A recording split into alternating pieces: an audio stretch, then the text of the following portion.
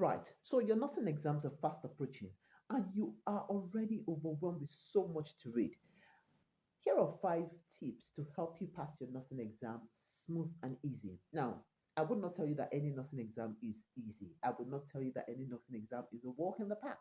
But I believe in you and I know that you can do it. With all the right information, with all the right knowledge, you can smash that examination. Now, here is tip number one: start early.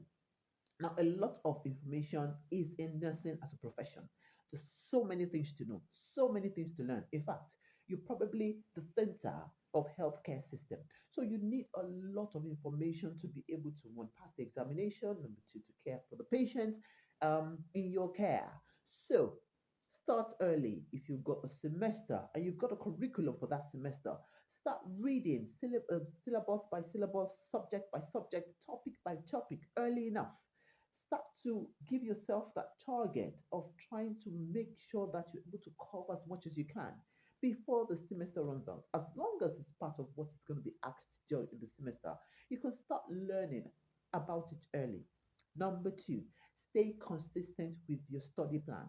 Now, there are a lot of people who do the fire brigade approach. It doesn't work for me. I don't know if it does for you, but maybe you just start to read or open your book a week to the examination, or some people 3 days to the examination. I don't know how that happens, but if you're consistent enough with 1 hour every single day for 3 months, you probably will have covered much more even before the middle of that particular 3 month period you give yourself because you're consistently building up your knowledge base. And that would help you in no small way to not only understand the concepts, but you would know how to properly apply them because you've given yourself enough time, your brain enough time to be able to process that information. Now, the problem with the fire brigade approach is that you tend to get so much information into your head in so short a time. And sometimes you might have to memorize quite a few things, and you get to the exam hall, and everything becomes all foggy and blurry. We don't want to do that. We want to pass our examination and smash it all in one go. Now, the third thing is this: you can get a diary, a journal, or a book. After reading a particular section of your book, close it up and try to recollect what you've learned. It's a beautiful way for you to be able to comprehend what you have placed in your brain. You can do that 10 minutes or 15 minutes after reading the particular subject or topic in question. That gives you a very good understanding of how much you've assimilated from that particular nursing concept. Remember, um, nursing is a whole lot of knowledge in one profession.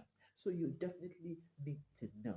Now, the fourth tip I'm going to be giving you today. Now, before I give you the fourth tip, if you're yet to subscribe to this channel, what are you waiting for? There's so much knowledge to be learned here. So make sure you subscribe, make sure that you share to your nursing friends, make sure you share to your friends that love health information in a fun and exciting way, and make sure that you comment right down there.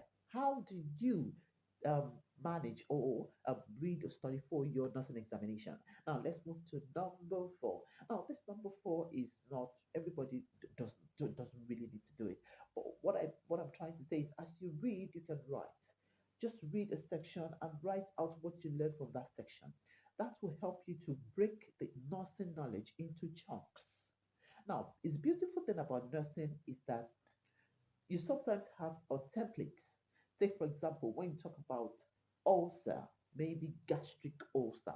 Now, you can pick a template of definition of gastric ulcer, location that gastric ulcer does happen, signs and symptoms of gastric ulcer, treatment of gastric ulcer, management, or maybe yeah, treatment, management could be surgical, medical, nursing responsibilities. Now that is where we actually come in. That is very, very important because that is where you'll be able to apply the knowledge that you've learned into the clinical practice. So you can put that in bullet points. So at every disease condition you encounter yourself, you are able to put them in those bullet points, and you have the main point at the back of your head. Now, the final tip I would like to give to you. This tip is usually for my cultural people, my people from back in Africa. Now you can change the words of a particular disease condition or concept into your local language to help you better understand. Now, it's very easy for those of us that are back in Africa because we were trained with our local dialects.